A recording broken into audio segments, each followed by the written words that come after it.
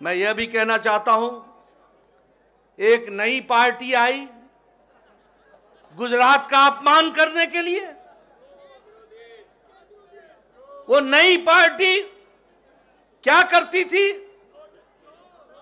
एक पेपर लेकर के आए उनके नेता और कहने लगे, ये देखो, इसको नोट कर लो, और मैं यहां भविष्यवाणी करता हूं कि गुजरात में सरकार उनकी पार्टी की आ रही है। ऐसा गैर जिम्मेदाराना पार्टी का नेता जो इस तरीके से जनता के आंखों में धूल झोंकता हो, जनता को गुमराह करता हो, ऐसे नेता को आज नतीजों के बाद सार्वजनिक रूप से माफी मांगनी चाहिए गुजरात की जनता के साथ और भारत की जनता के साथ। यह कैसी राजनीति है? देखो, मैं लिख के दे रहा हूं, भविष्यवाणी कर रहा हूं। और दूसरा रिकॉर्ड उसने क्या तोड़ा?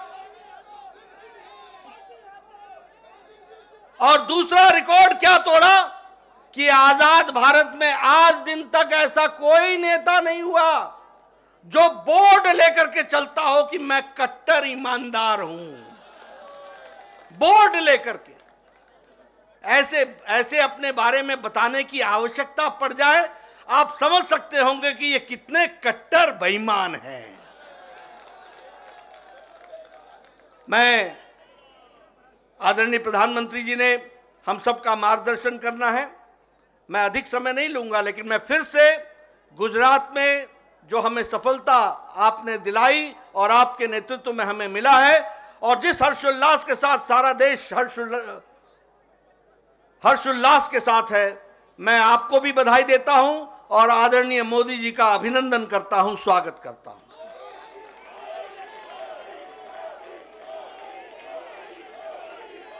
मित्रों,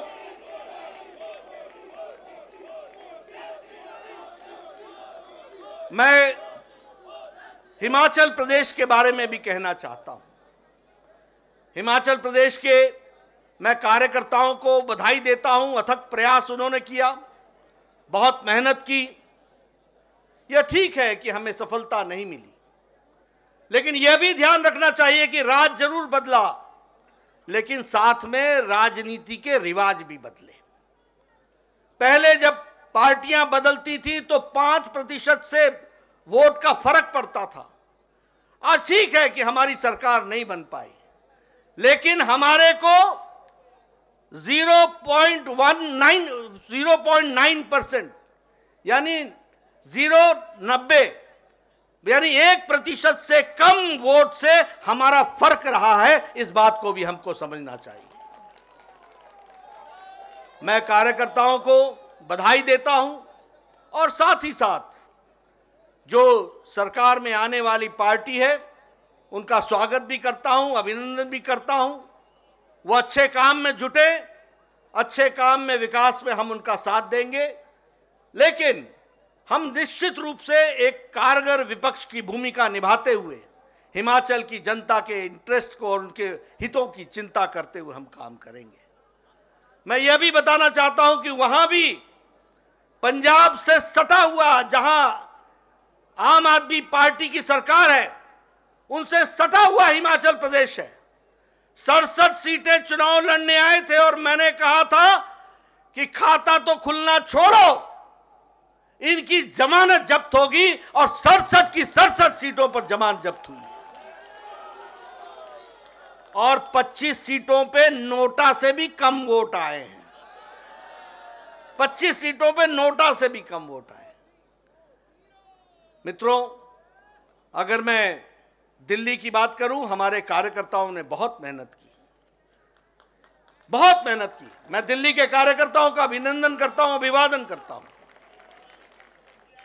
मैं ये भी बताना चाहता हूं कि यहां की दिल्ली की सरकार ने एमसीडी का 33,000 करोड़ रुपए जो एमसीडी को देने थे, वो देने से वंचित रखा। मैं ये भी बताना चाहता हूं कि 720 करोड़ रुपए जो स्वास्थ्य के लिए देने थे, उससे देने से उन्होंने एमसीडी को वंचित रखा। मैं यह भी बताना चाहता हूं कि लगभग 450 करोड़ जो शिक्षा पे खर्च होना था, यह दिल्ली के हितकारी बोलते हैं अपने आप को, इन्होंने जितना दिल्ली का हित का खनन किया है वह आपके सामने रखना चाहता हूं। शिक्षा में भी 450 करोड़ रुपए जो एमसीडी को देना था वह देने से उन्होंने वंचित रखा। और इतना ही नहीं, जब म्युनिसिपल कॉरपोरेशन ने कहा कि हम अपने बॉन्ड्स, म्युनिसिपल बॉन्ड्स बना करके हम जनता से पैसा उठाते हैं, हम मार्केट से पैसा उठाते हैं, लेकिन हम दिल्ली की जनता की सेवा करने के लिए आतुर हैं, तो उसका भी परमिशन यहां की दिल्ली की सरकार, जो दिल्ली विरोधी है, उसने नहीं दिया। इसके बावजूद भी हमारे कार्यकर्ताओं ने शानदार प्रदर्शन करते हुए एक शानदार तरीके से चुनाव को लड़ा और बहुत कम अंतर है। और मैं जरूर कहूंगा कि एक अच्छी विपक्ष की भूमिका हम निभाते हुए उसको भी हम आगे बढ़ाएंगे और उसको भी हम पूरा करेंगे। मैं मित्रों, आपके और आदरणीय प्रधानमंत्री जी के बीच में बहुत समय नहीं लेना चाहता। आज एक बाई इलेक्शन हुआ है जिसमें बिहार में हम कुर्नी में बाई इलेक्शन जीते हैं। यह चुनाव जब से जनता दल यूनाइटेड हमसे अलग हटी और महागठबंधन में गई और ये कहते थे कि अब ये गठबंधन का कोई तोड़ नहीं है, इस महागठबंधन को भी दूसरी बार हराते हुए कुर्नी की भी विधानसभा भारतीय जनता पार्टी ने एक तरफा जीती है। ये बिहार के आने वाले नतीजों के बारे में इंगित करता है, बिहार के आगे के चुनाव के बारे में इंगित करता है। ये दूसरा चुनाव है जब नीतीश जी आरजेडी से मिल गए और कहा कि ये तो अब बड़ा भारी कास्ट का अलायंस होगा। हम इनको भी ये बता देना चाहते हैं कि आदरणीय मोदी जी के नेतृत्व में चाहे उत्तर प्रदेश हो चाहे बिहार हो, मैथमेटिक्स नहीं चलता, केमिस्ट्री चलती है, प्यार चलता है। और लोग विकास को वोट देते हैं, आदरणीय प्रधानमंत्री जी को वोट देते हैं। मित्रों, हम इसी तरीके से आगे बढ़ेंगे। आज आपके और प्रधानमंत्री जी के बीच में ज्यादा समय न रहता हुआ, आज सच में ऐतिहासिक दिन है जिस दिन आजादी के बाद गुजरात में हमने सारे रिकॉर्ड आदरणीय प्रधानमंत्री जी के नेतृत्व में तोड़े। और मित्रों, यह भी याद रखना कि प्रधानमंत्री जी ने जितनी अथक मेहनत चुनाव में करते हैं वह हम सब के लिए अनुकरणीय है, वह हम सब के लिए दिशा देता है, वह हम सबको बताता है कि किस तरीके से भारत की जनता को आगे बढ़ाने के लिए आदरणीय प्रधानमंत्री जी दिन रात काम करते हैं। मैं इन्हीं शब्दों के साथ पुनः उनका हार्दिक अभिनंदन करता हूं, स्वागत करता हूं और उनका जो मार्गदर्शन हमको मिलेगा, मैं विश्वास दिलाता हूं कि भारतीय जनता पार्टी के करोड़ों कार्यकर्ता आपके रास्ते पर चलेंगे और आपके माध्यम से देश को आगे बढ़ाने में अपना योगदान करेंगे। इन्हीं शब्दों के साथ बहुत बहुत धन्यवाद। बोलिए भारत माता की, भारत माता की, भारत माता की। Bharatiya Janata party, Bharatiya Janata party, Bharatiya Janata party. Shri Narendra Modi ji, Shri Narendra Modi ji, Shri Narendra Modi ji. आज के इस विशाल विजय सभा में मंच पर उपस्थित हम सबके प्रिय नेता, भारत के यशस्वी प्रधानमंत्री सम्माननीय श्री नरेंद्र मोदी जी, मंचस्थ हमारे सभी वरिष्ठ नेता और यहाँ इतनी बड़ी संख्या में एकत्र आए, जोश से भरे हुए, ओतप्रोत होते हुए विजय के इस सभा में अपना योगदान करने के लिए दूर दूर से आए। आप सबकी ओर से और मैं अपनी ओर से और भारतीय जनता पार्टी के करोड़ों कार्यकर्ताओं की ओर से हम अपने यशस्वी प्रधानमंत्री श्री नरेंद्र मोदी जी का हार्दिक अभिनंदन करते हैं, स्वागत करते हैं।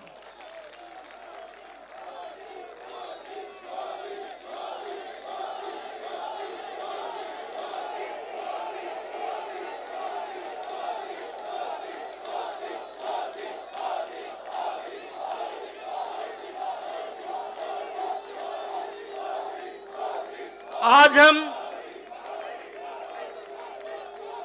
आदरणीय प्रधानमंत्री जी का अभिनंदन और स्वागत करते हैं। साथ ही साथ गुजरात की जनता, गुजरात के कार्यकर्ता और तमाम कार्यकर्ता जो इस चुनाव में हिमाचल प्रदेश में, दिल्ली में लगे, उन सबको भी मैं तहे दिल से बहुत बहुत बधाई देता हूं और उनका भी अभिनंदन करता हूं। यह हम सब के लिए खुशी की बात है और आज बड़ा ऐतिहासिक दिन है। जब हम गुजरात के नतीजे देखते हैं तो आजाद भारत में रिकॉर्ड तोड़ते हुए यह जीत हासिल आदरणीय प्रधानमंत्री मोदी जी के नेतृत्व में हम सबको मिली है।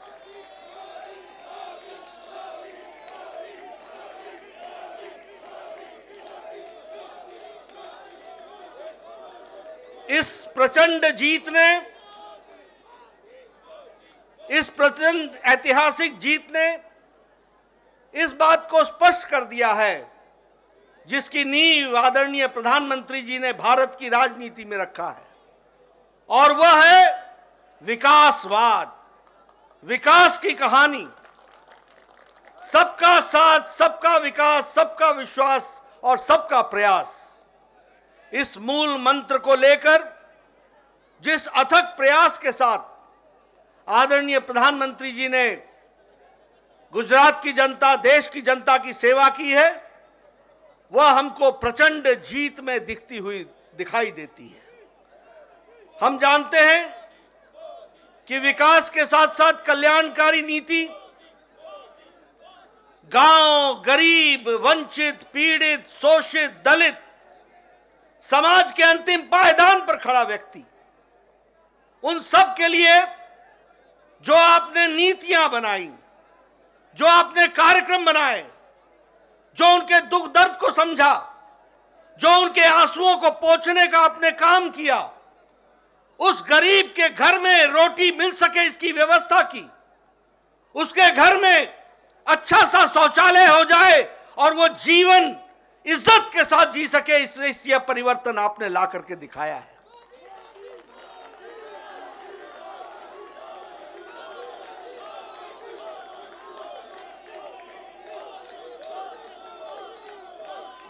गरीब के घर में बिजली मिले 24 घंटे, उसको 2 वक्त की रोटी मिले, वह विकास करने के लिए उसकी शिक्षा की व्यवस्था हो, स्वास्थ्य की व्यवस्था हो, महिलाओं की चिंता हो, युवाओं की चिंता हो, किसानों को इज्जत से आगे बढ़ने का मौका मिले, ये सारी नीतियों को आपने प्रतिपादित किया है।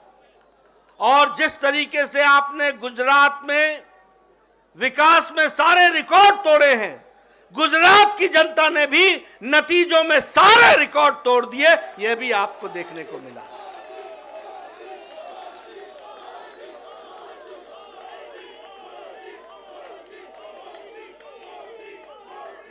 हमें मालूम है 52.5% वोट हमारे को मिला गुजरात में, और उसके साथ साथ 156 सीटों पर हम विजय हासिल कर पाए हैं। जहां तक कांग्रेस का सवाल है, पिछले चुनाव में 41.4 से घट करके 27.3% पर कांग्रेस आकर के खड़ी हो गई है। एक तरीके से उनका वंशवाद, परिवारवाद, अकर्मण्यता और गैर जिम्मेदाराना विपक्ष, यह सब मिलाकर के उनकी स्थिति इस तरीके की बनाता है।